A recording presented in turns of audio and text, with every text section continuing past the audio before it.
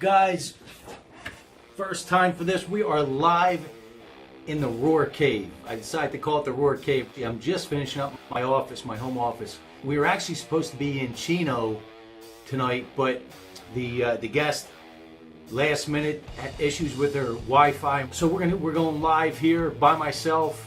Actually, not by myself. My boy Two is somewhere around here, probably chewing a bone or chasing squirrels, one or the other.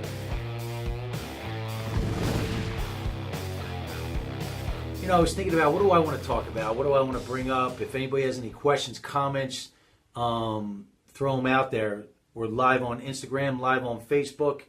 But what I want to talk about tonight is your environment and understanding that your environment really dictates your destination, dictates your results, it dictates your world. You can change it, you can upgrade it, you can lower it, whatever you decide you want to do.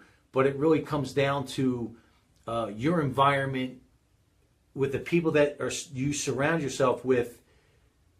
Really tell you who you are and where you're going. So if you're not happy with those people around you, you got to look at yourself first. You got to look in the mirror first. So that being said, the reason I wanted to bring this up is, you know, I have a few walls of fame here that I call the walls of fame, and one is two walls are dedicated to the people and things that really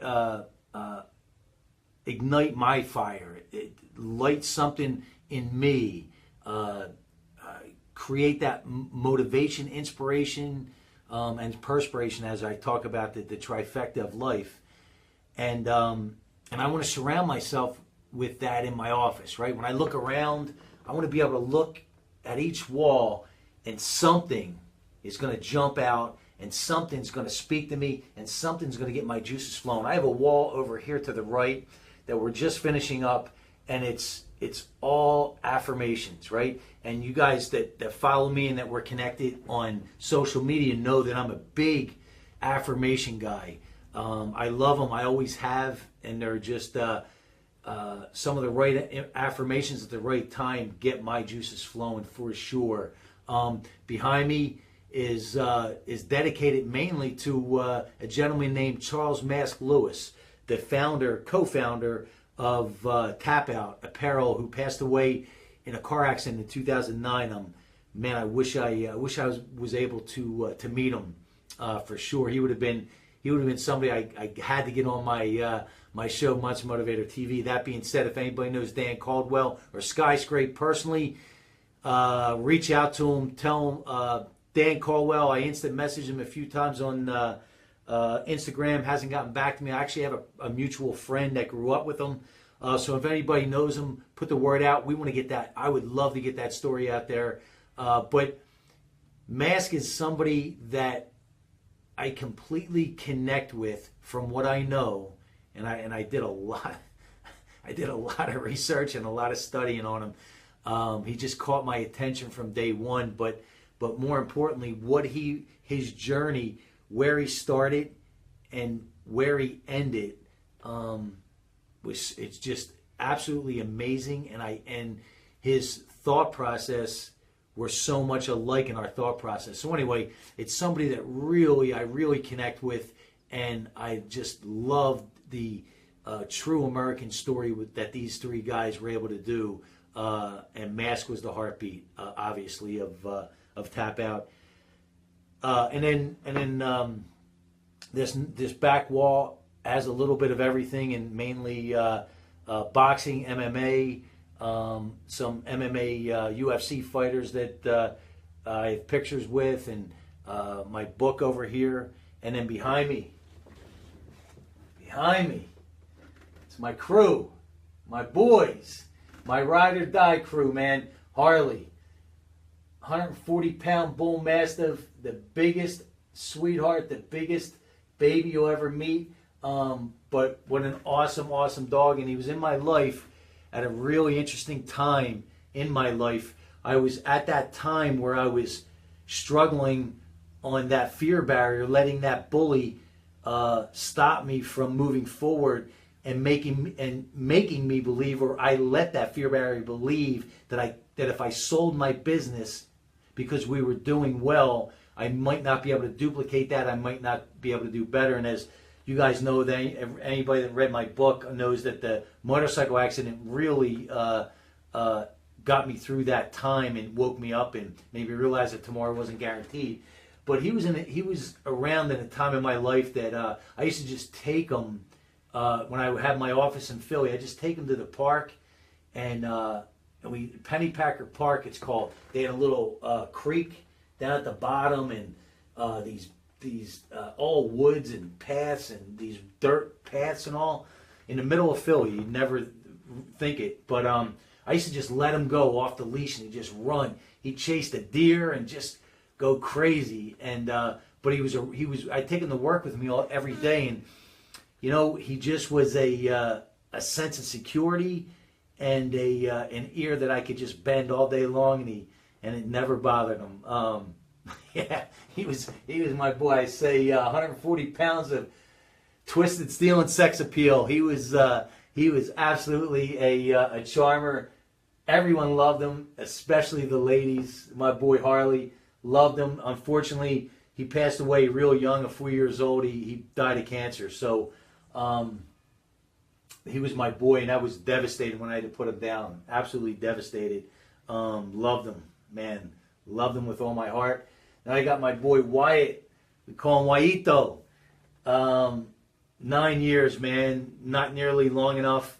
I literally, he was American Bulldog, Pit Bull mix. Got him from a guy up in Alaska as a 4-month-old pup.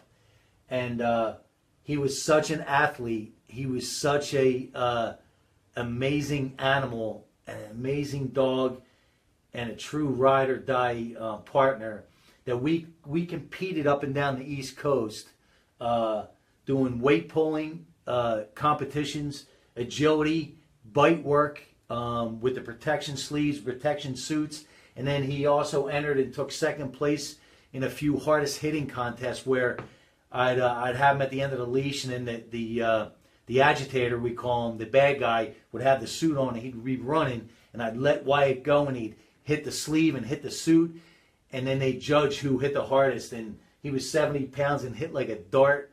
But what the amazing thing about Wyatt and about bull breeds, specifically pit bulls, is they have what's called an on-off switch. So he would look like when I gave him the signal, he would want to rip your face off. But then when I gave him another signal, he would sit and you can actually pet him. Awesome. I mean, just beyond amazing animal. His intelligence, his drive, his determination was absolutely second to none. He had a big cancer cyst, and I had it removed, and then even got I got all kinds of treatments for him, and we thought we got it, and then a few months later, it grew and came back, and he passed away. But his drive and determination and the need to please me was so strong that I was living in Carlsbad at the time. It was the middle of the summer in July, hot and humid, and we had this.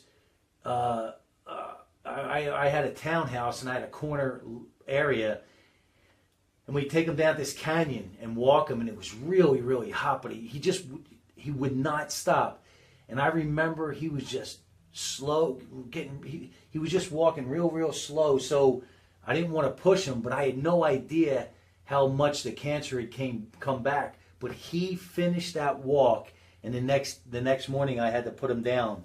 But again, a really, truly, just a true warrior in every sense of the word. So this is, and everyone knows my boy Tua. Tua's he's around here somewhere, probably chewing up a bone, chasing a squirrel, doing something. But that's my boy Tua, man. And I do wish I put the time in like I did with Wyatt to work him, and I would have loved to compete with Tua if I had more time, because he's an absolute beast. I just haven't given him the opportunity like I did Wyatt. But again, If anybody, first of all, pit bulls aren't for everybody, that's for sure. But if you find that they are, they're just an amazing, amazing breed. And the reason I feel so connected to pit bulls is a good pit bull, and when I say a good pit bull, they're all good. They just have to be told and shown and taught what's expected of them. So if you ask them to do something, they will do it at a level that another canine has no idea how to even get there. So if you ask them to do something bad and harmful, they're going to do it at a level that you've never seen before. But if you ask them to love, they're going to do it at a level like you've never seen. The loyalty and the reason I'm so connected to pit bulls is I believe they have the DNA of what we should all strive to be. And that's the loyalty, the unconditional love, the drive, the determination, the athletic ability, the love of life. They love life to the fullest. And that's what I believe every human should strive to be, a pit bull in their life. And again, that's just my belief. And I've been around dogs and work dogs and been around pit bulls a long, long time. And to me, they're just a special creature. So I'm privileged and honored to even have them in my life. So that's why I say not everyone is should have one, and also not everyone deserves them. So I'm going to talk about what I'd like to talk about too. Is if anybody has any comments, questions, just throw it in there. Dogs are people too. Absolutely. I know one thing. They have souls, and I believe animals have souls. And you know what? I just saw some things on Facebook. I also believe that mammals do as well, and actual aquatic animals or mammals, whatever fish and things like that. I just saw something on Facebook, and it's too long of a story, but it opened my eyes to the marine world. But anyway, not to get off subject, but I just read that comment on Instagram. Dogs are people too. Mine, I know one thing, is definitely family. But I got this wall of fame here, and I got a bunch of posters that I made up, and pictures and graphics, a lot that you guys have seen that I posted on social media, with certain graphics and then with certain affirmations. And there's a lot of people out there and a lot of people with influence out there in the social media world that talk a lot of that talk down on positive affirmations, and I know they call them memes now, and a lot of people think that they're useless. It's a waste of time, and for me, I guess it's like religion, right? I'm not religious. I'm spiritual, but I'm not religious. Look, if your religion makes you a better person in society, uplifts you, inspires you, man, both feet in, right? For me, affirmations, the right affirmations at the right time for me, absolutely lifts my soul, lifts my spirit. And why not? I don't begrudge anybody that's posting positive stuff out there. Keep doing it. And if other people have problems with memes and that kind of stuff, and they think that it's a waste of time, all they got to do is stop following you, block you, whatever. And I tell people that all the time when I post my dog stuff about the dog fighting rings and the abuse. And look, if you don't like it and it offends you, stop following me. Just block me. Believe me, I'll sleep just as well tonight either way. But for me, I want to make sure when I redid my office that I'm just completely surrounded by people and things that inspire me. And that kind of leads me to that trifecta that I always talk about: motivation, inspiration, and perspiration. I hear a lot of times, especially because my nickname is the Monster Motivator, I'll have people in comments and things say, well, motivation, it's much more than motivation, or motivation doesn't do anything, and motivation's a bunch of bullshit. And really, honestly, how I look at it is this way. I call this the trifecta of life. I believe there's two trifectas of life, and when you look and when you break them down and you peel back the layers, it's hard to dispute. So the first trifecta that I always talk about, that I promise you, whatever you've done in your life, good or bad, you've followed this trifecta in these certain steps. Thoughts, feelings, action create your results. You have a thought, whatever that is, good or bad, it makes you create, it gives you a feeling, good or bad, or in between, which creates your results, good or bad, which creates your action, good or bad, and then creates your results. That is life's trifecta. What I believe the other very powerful trifecta in life is motivation, inspiration, and perspiration. And here's how I break that down. At the end of the day, this is hard to dispute, really, to be honest with you. Motivation is a must. For those people out there that say motivation is bullshit, it's all hype, it's all this. Listen, you can't start unless you're at the starting blocks. The way you're going to get to those starting blocks is motivation. Something has to motivate you to get up and do something, to take that step, to even think, right? There's got to be some sort of motivation, right?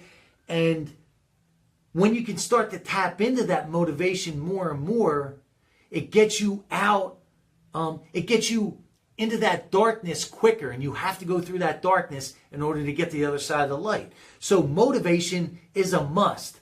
But the problem is, and where it's taken out of context, is if it's by itself, it's only temporary. So when you feel motivated and you start to move in that direction, if you don't have something, right, inside that inspires you, and that's tied into your why, it's only going to be temporary. So you need that inspiration tied directly in with it. And if it's not tied directly in with it right away, when you get that idea, when you feel that motivation, you got to look for that inspiration, that why, as soon as you can, so you can marry them right away. The ideal way to do it is the motivation tied in with inspiration right away. So now you have that dynamic duo. You have those two powerful forces on your side. So when your motivation starts to wean down, your inspiration just picks it right back up, reminds it why you're there, right? And you know me, man. Nothing happens without massive effective action, which is perspiration. You gotta put the work in. If you're not willing to put the work in, you could be motivated all day long. You could be inspired all day long. And that's where these people that say motivation is bullshit, where they take it out of context. Look, you got to finish that thought out. You got to finish that statement out. You need perspiration. Perspiration ties it all together. Perspiration keeps the motor engine running, right? It's keeping you going through that dark time. And I'm speaking to you entrepreneurs out there. It's a lonely, lonely road. It's a dark, dark road. But the darkness is only temporary as long as you keep moving forward. The only time it becomes permanent is when you go back into safety. Does that sound familiar? It's so true. It's real. It's the real. So motivation, inspiration, perspiration, the trifecta for whatever it is you want in life. Now here's the caveat to that. Here's the kicker, the punchline, if you will. It needs to be done in those steps, because if you do it in reverse, think about it. You're gonna get really frustrated, and you're gonna wind up giving up, and you're gonna wind up turning around and going back into safety. Because think about this: motivation, inspiration, perspiration. If you're taking all this massive effective action, right, without any direction, you're gonna chase your tail, and all of a sudden, after a while, you're just gonna get tired. You're gonna get frustrated. You're gonna get overwhelmed, and you're gonna give up. So when you have that, unless you have that idea, that motivation, something that gets your juices flowing, something that scares you and excites you at the same time, right? Along with that why, that inspiration. And unless you have those two with your perspiration, you're just going to keep running in circles, and eventually you're going to give up. So if you take the action before the motivation, if you perspire before the motivation, you're going to give up. If you perspire before the inspiration, you're going to give up. If you just do the motivation without the inspiration and perspiration, you're going to give up. You need all three of those in exactly those steps in order to get to where you want to go. And that's just the real, I don't make up the rules, life makes up the rules, and that's what life says. So that's what I wanted to talk about tonight, because it kind of clicked with me last minute when I'm doing the wall, this one wall of fame here with the affirmations. And for me, I mean, I'm not bullshitting you. Like, this book has been with me since 2007. Believe and Achieve, and they're just affirmations, and that's all they are. They're affirmations. And it was given to me actually by my ex-wife before I moved out to California, and I've had it with me on my desk ever since. And there's times that I read it, and there's actually a affirmation in here that I connect with so much that it originally was on a lot of my marketing material, and it's this. Actually, I have a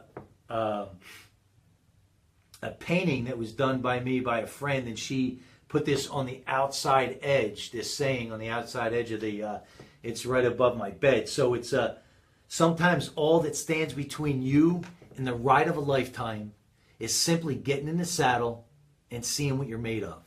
You know, I love that saying, and I got that from here, so it's not mine.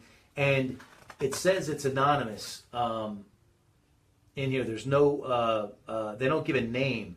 Now, I've also saw that with John Wayne's picture before, but sometimes what it says, sometimes all that stands between you and the ride of a lifetime is simply getting in the saddle and seeing what you're made of.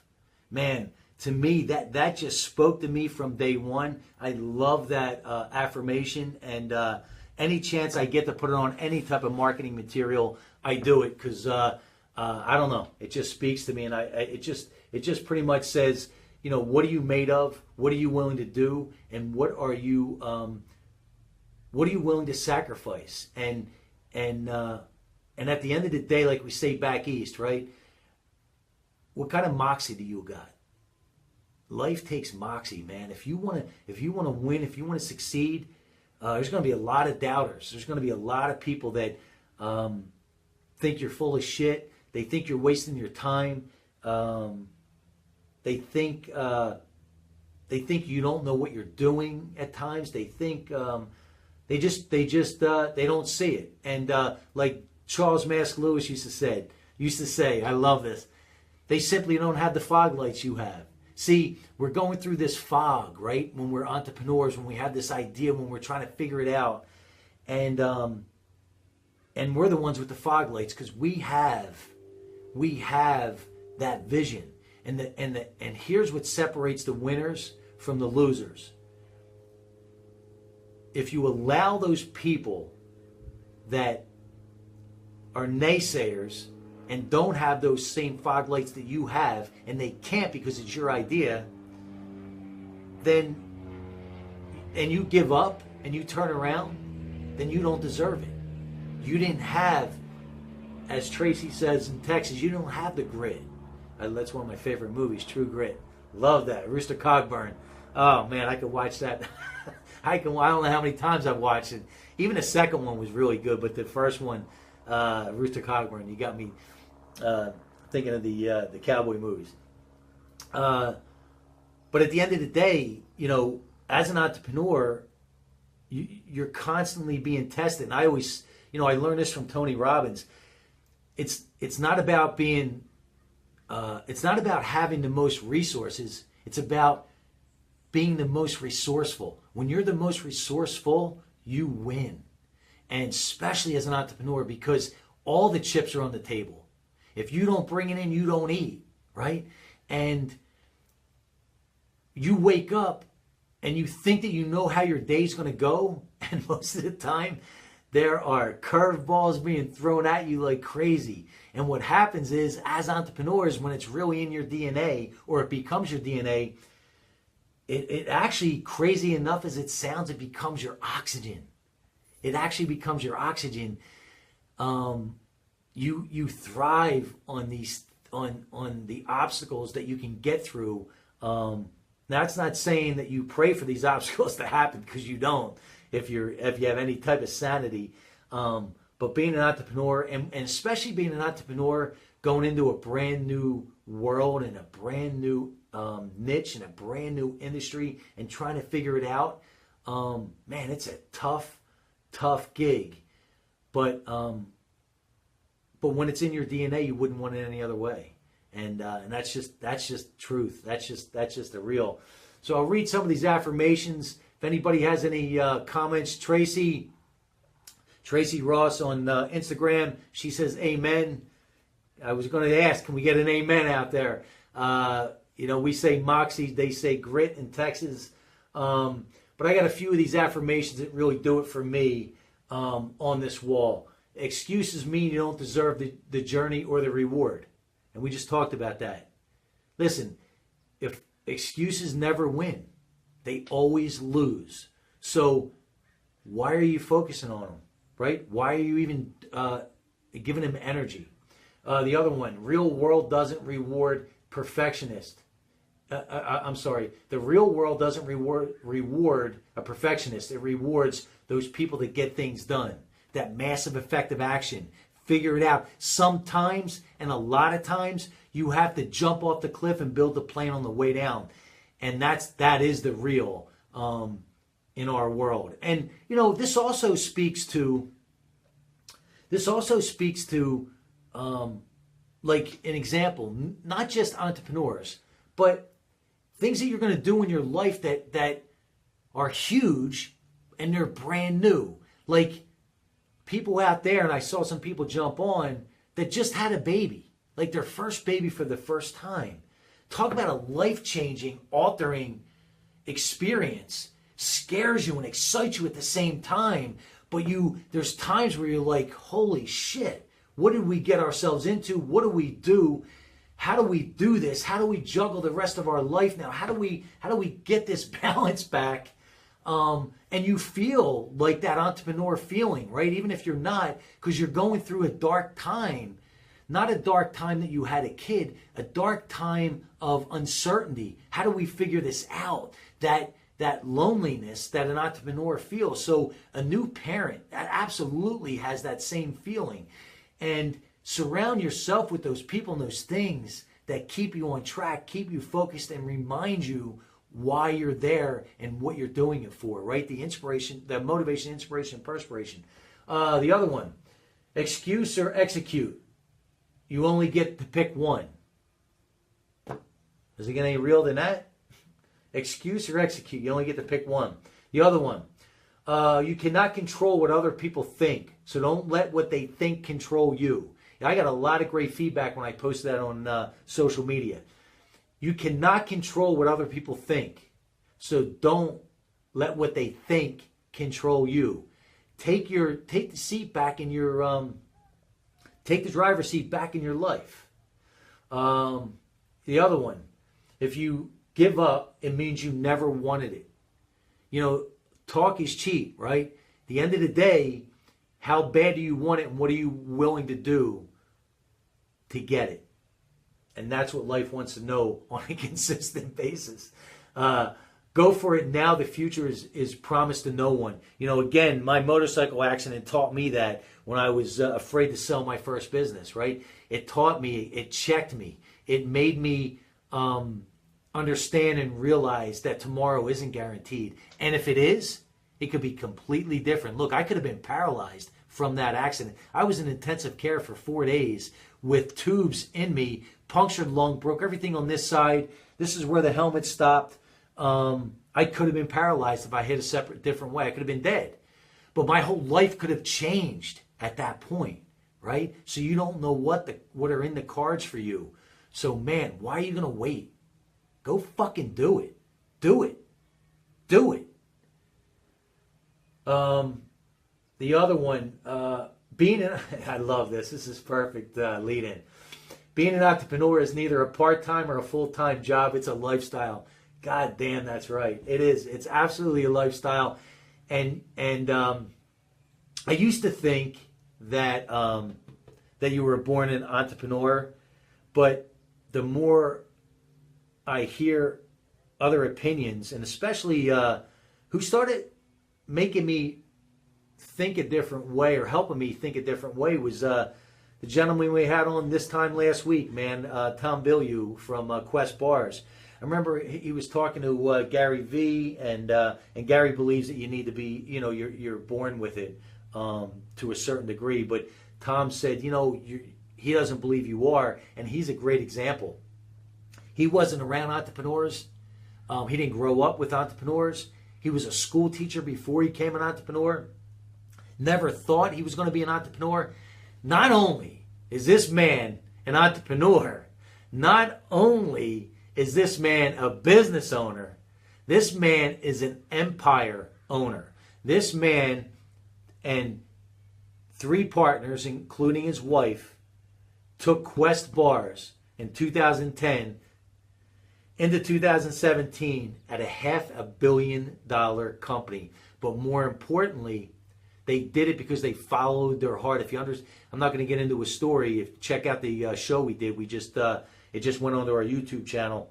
But this man is winning in life on every single level. Now, when you talk to him, he's so humble that he'll tell you he hasn't even scratched the surface. And what he's now doing with his new business is just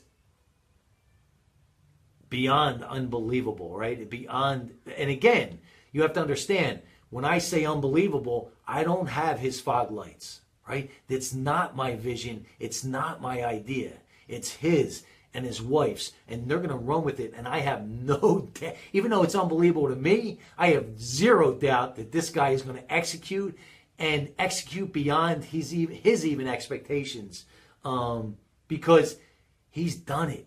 He's the real deal. So he got me really thinking about this, and I actually know people, and I've known people for a long time that weren't born entrepreneurs. They weren't born into the entrepreneurial world, and they became very, very successful. I have one of my best friends, and it's in my keynote. Him and his mom built a company out of the bedroom that I used to rent, and now it's a $8-9 million company, right? And they've had it for the last 20-something years. And she wasn't an entrepreneur. She had tried some other businesses before that, but this she just ran with her son. So when I look back, it makes more sense that you're not necessarily born an entrepreneur, but you can absolutely become one. Being an entrepreneur is neither a part-time or full-time job. It is absolutely a lifestyle. The next one, right underneath it, you guys seen this, it's on my profile. Be a fucking lion, right? Be a fucking lion. What do you want to be in life, right? That's why we do the Monster Motivator Roar. It really truly means something. What do you want to do? Do you want to just purr through life, tiptoe through life, hope you don't get hurt, hope you don't get scratched, and then all of a sudden it's over? Or do you want to just take life by the horns, roar like a fucking lion, and make this goddamn ride count? I don't know, man. I know me. I want this thing to count, and I'm doing everything I can to live it. Last but not least, on this wall, if it looks good, you'll see it. If it sounds good, you'll hear it. If it's marketed right, you'll buy it. But if it's real, you'll feel it. Kid Rock. So true, man. So 100% true. And then the other affirmation I have behind us on the other wall is it just takes one idea, to change the course of your history, your kids' history, and influence many and millions of others. Just one.